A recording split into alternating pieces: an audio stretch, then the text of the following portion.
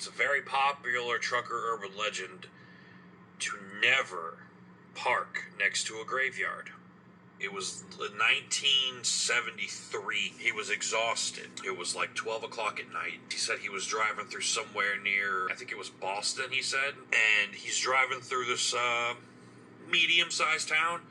And there were some trucker parking spots right across the street from this graveyard. And he didn't think about it at the time, but he said looking back, he found it weird. There were 5 spots. They were all empty. His first thought was, oh, what great fortune. I found parking at this time of night. Never stopping to wonder, why are these spots empty? So, he parks up for the night, closes everything down, goes in the back, go to bed. He locked his doors. He closed his curtains. He laid down and he was going to go to bed. He said about an hour after he laid down, he just could not sleep. He was exhausted, but he just could not fall asleep. And he swears that around 3 o'clock in the morning, he heard what sounded like a bunch of people basically slapping the side of his truck. Banging on it. Like on the trailer and the truck. At first he thinks, okay, maybe it's just the wind. It wasn't loud enough to startle him. Though it was weird, but being as tired as he was, he just didn't have the energy to care. About another hour later, he finally drifted off and he gets woken up to the passenger door to his cab opening and the light turning on. Absolutely horrified, he just laid there quietly. He grabbed his gun and he just waited. Nothing happened. So he opens the curtains, checks his truck. There's no one in his truck. And his door was locked. He swore he locked his doors. So something opened up the passenger door, turned on one of the lights, and yeah, nothing there. Nothing stolen. Nothing moved. Just the doors open. Lights on. And he thought he was so exhausted that he was just losing his mind, so he closes the door. And he decides, you know what? Someone's fucking with me. I'm gonna move. So he drove for about another 2 hours, found different parking, got his sleep, and it wasn't until he woke up in the morning and he was driving back that way and he realized, I parked right next to a huge cemetery, and it was literally right across the street. And like I said, he didn't realize that apparently for a lot of the old head truckers, it's common knowledge, you don't park next to a graveyard.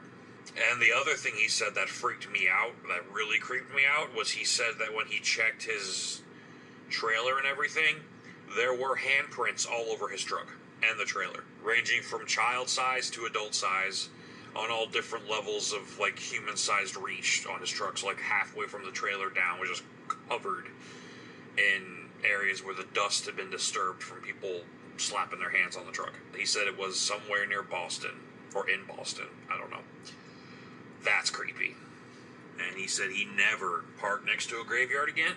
He said that was the only creepy, unexplainably paranormal-ish thing that had ever happened to him in his whole time driving. Talking to this guy, right? Old-time dude. Been trucking for 35 years. He said he was traveling through New Mexico, and if you've ever gone to New Mexico, you know it's covered Native American sites. A lot of historical sites, but a lot of indigenous Native American places you can visit. He found this place.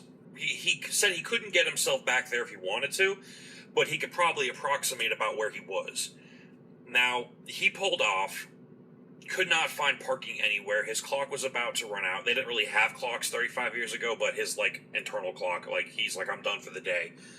He pulls off, and he finds this area of the highway that it's not really truck parking or it's basically just an area where the shoulder of the highway was a lot wider, and it was enough for him to pull off and fit his truck in there while being safe enough off of the highway. So he does that. Now he's out. Nowhere is at least a term you can use for a place. This place wasn't even that. He was surrounded by desert. He was parked off the side of a 2-lane highway going through nowhere New Mexico. And he's parked on the side. Now, a little bit off to the side, on his right, the road's on his left, on his right, he sees this massive dead tree.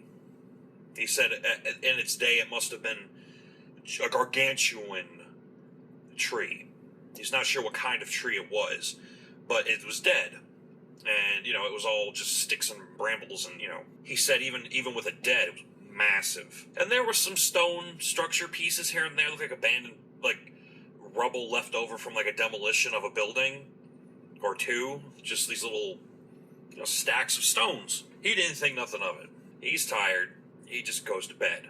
About 2-3 hours after he goes to bed, he hears a slap on the door. Loud. Bam. So he gets up, puts some pants on, opens the curtain.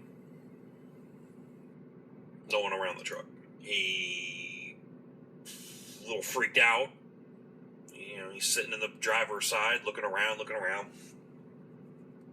Looks to the right, where the dead tree was.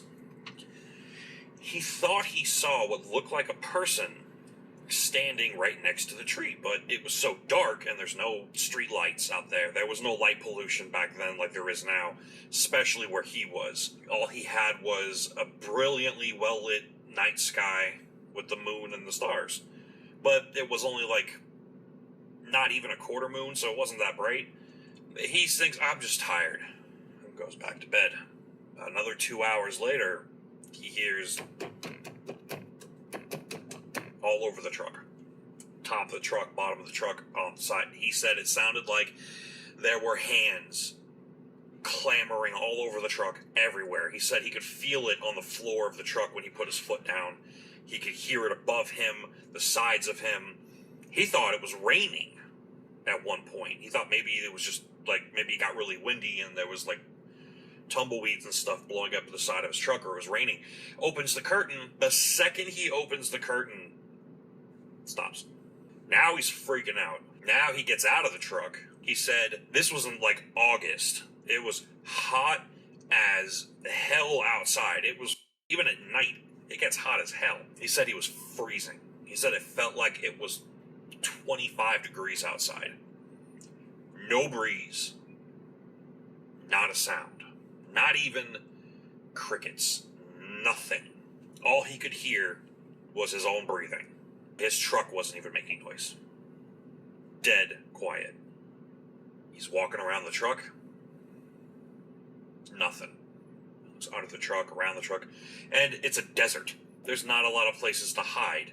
It's a flat ground as far as the eye can see all around him. No cars on the highway. Nothing.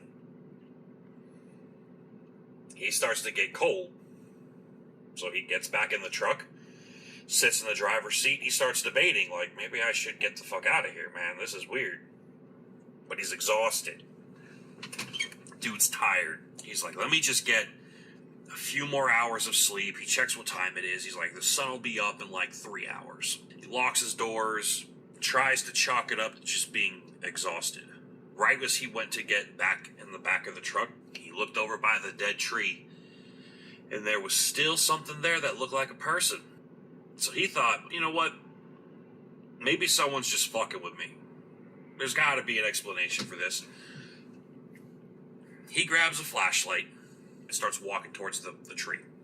He said he started walking towards the tree, and the figure started to become more defined. And it looked like a person, and he starts yelling at the person, like, you know, hey, are you fucking with me? Like, what's going on? And he stops. And he realizes this humanoid thing he's looking at does not have a face. It's hairy, though. Like, he said it looked like a person in he couldn't tell if it was Native American garb or like a mix of like Spanish style garb. You know what I mean? Like he had like the blanket cover, but he realized this thing looked like it was facing him, but he was looking at the back of its head. And he knows this because when he started to back up, it turned sideways, and he got a profile of the thing's face facing the wrong way on its body. And he turned around, hauled ass to the back to the truck, started it up, and got the fuck out of there. Turns out he went to the next available place to stop, and it was a truck stop / casino, and it happened to be owned by a Native American family. He gets out, he goes inside, and he looks scared as fuck, obviously. So someone comes up to him and they're like, hey, are you okay? And it's this Native American woman, and he goes, I just saw the most horrific thing I've ever seen in my life. And he's explaining where he was and what he saw. And this woman kind of gave him a look of shock, but not shock like, oh my God, that's terrifying. He said it looked like shock of like, how are you still here? And she said, that road that you were on, despite multiple complaints and Native Americans getting together trying to petition the government not to do it, that road runs alongside what used to be not a burial ground per se, but where they used to prepare the dead back in the 1800s. And those stones he was seeing were a place where they prepared the dead.